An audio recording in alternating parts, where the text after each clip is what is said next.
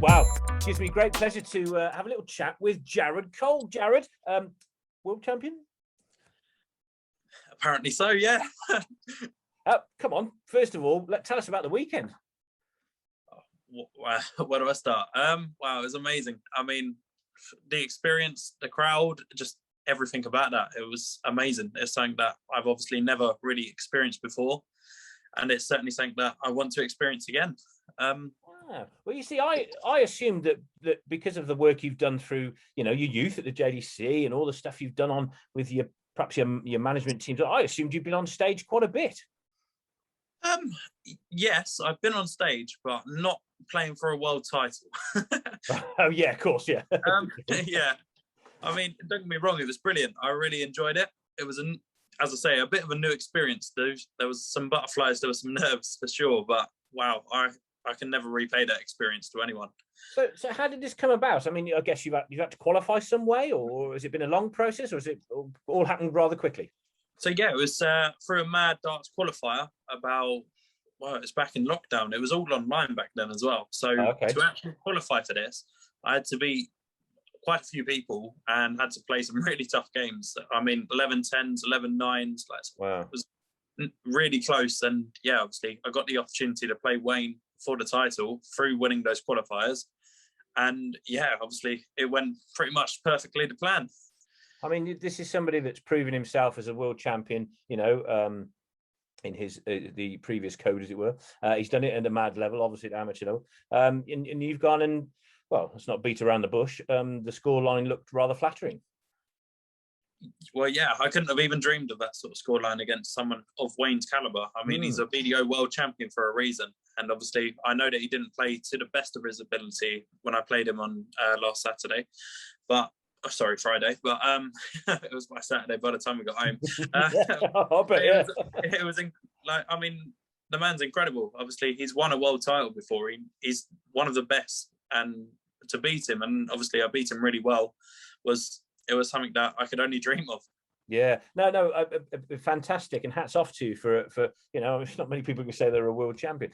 But the other thing, I mean, you're quite used to winning. I mean, back in the day, you used to win a few events around when we used to know each other a lot, and then particularly you progressed into the development tour and onwards, and you've even won one of those.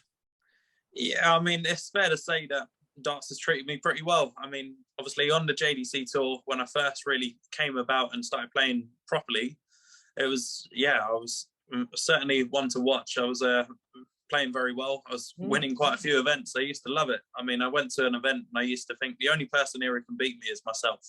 and I mean, I still live with that attitude. Like, you've got to believe in yourself, otherwise it's not going to happen.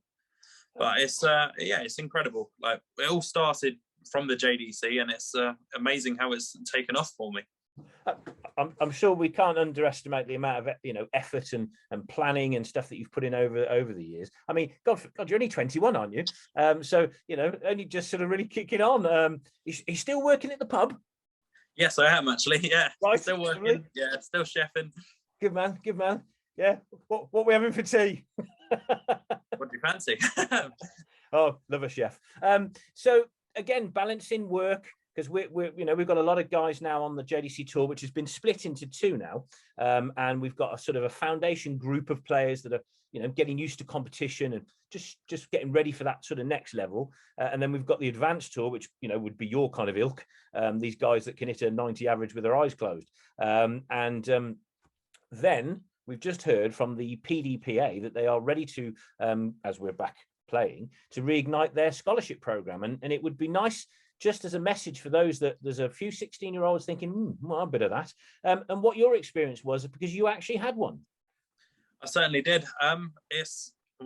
For a start, it takes so much pressure off of you. Like, to have that sort of backing at a young age is obviously amazing, because obviously when you're younger, you're not working full time. You're balancing the two works, and like, darts is almost leisure at that point. It's not your life. It's sort of what you're doing around school, around, like, sort of, obviously if you're working at this point as well. Yeah.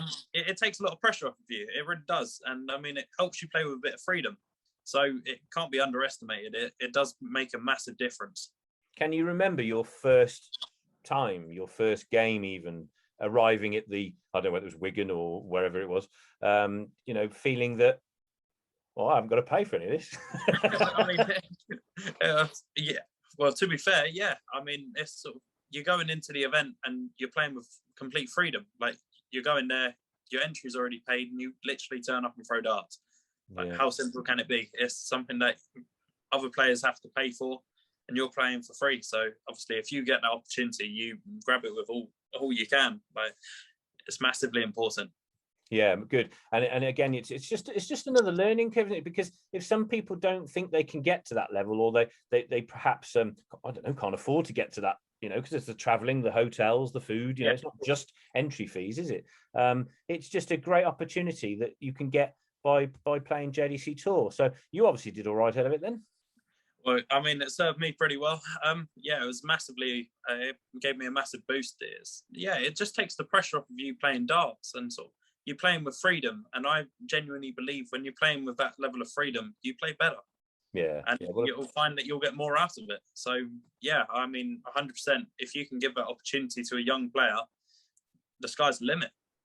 Do you ever look over your shoulder, sort of those that are coming through at 17, 16, 17, 18?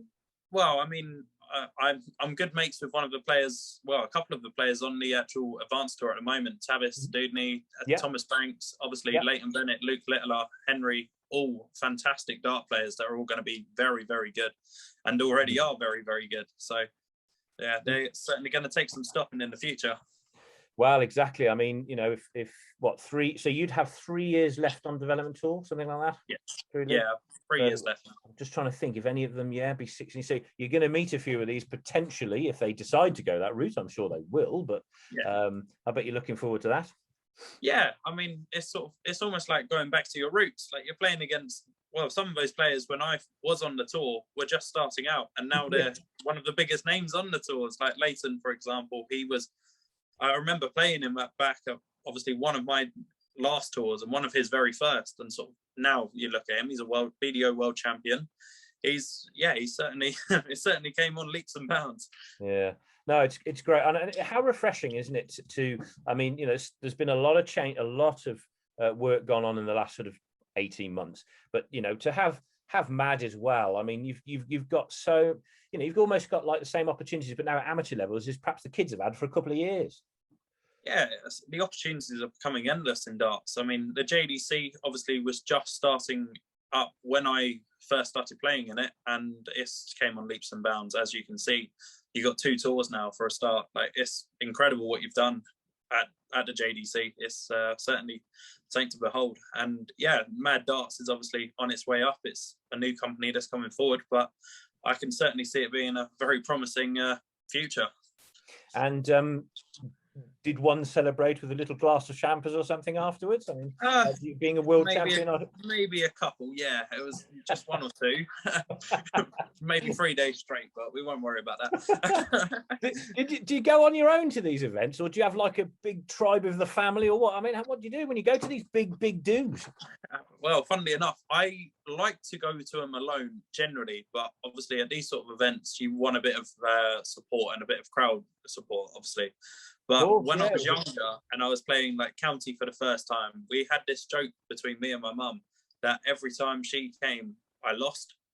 So I was like, you can't come to any more events with me. And sort of since she stopped going, I seem to do pretty well. So sort of she always watches through the TVs now. That's why I've never met your mum then. did all right on JDC tours, didn't you, to be fair? Yeah, I mean, there's a reason why I always went with the others.